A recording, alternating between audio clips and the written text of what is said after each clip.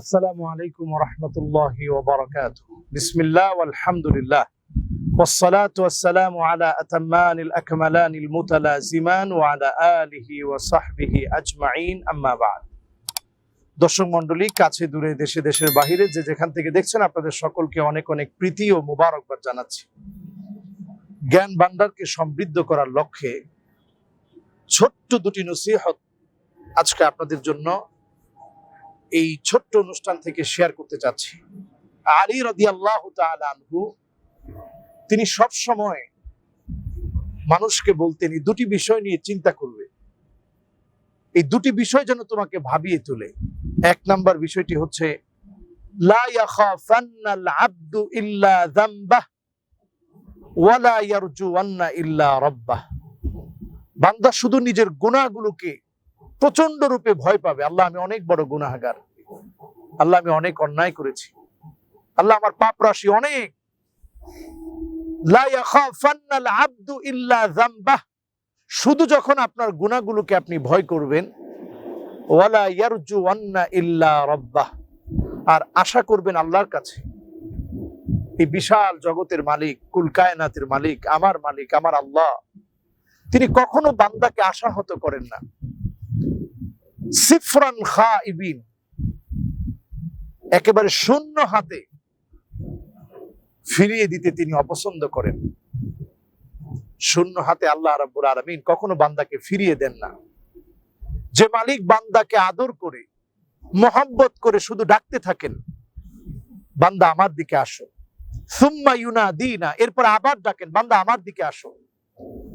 বান্দা যদি কোনো একটা সময় একটু বুঝে আল্লাহর দিকে যায়, আল্লাহ রাব্বুল আলামিন ইয়াগফির লানা, আমাদেরকে মাফ করে দেন। যিনি ক্ষমা করে দিতে পছন্দ করেন। হাদিসের মধ্যে এসেছে, লাল্লাহু আশাদ্দু ফারহান বিতাওবাতি আহাদিকুম মিন আহাদিকুম বিদাল্লাতিহি ইযা ওয়াজাদাহা।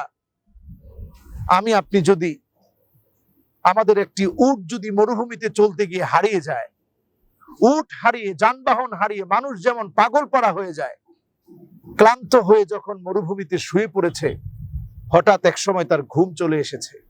ঘুম ভেঙে জাগ্রত হয়ে লোকটা যখন দেখলো তার উটটা তার পাশে দাঁড়িয়ে আছে, ওই লোকটা যেমন খুশি হয়ে যাবে, লাল্লাহু আশাদ্দু ফারহান বিতাওবাতি আহাদিকুম মিন আহাদিকুম বিদাল্লাতিহি ইযা ওয়াজাদাহা। ঠিক তেমনি কোন গুনাহগার ব্যক্তি যখন আল্লাহর কাছে ফিরে যাবে, তাওবা করবে, বলবে আল্লাহ আমি অনেক বড় অন্যায় করে ফেলেছি।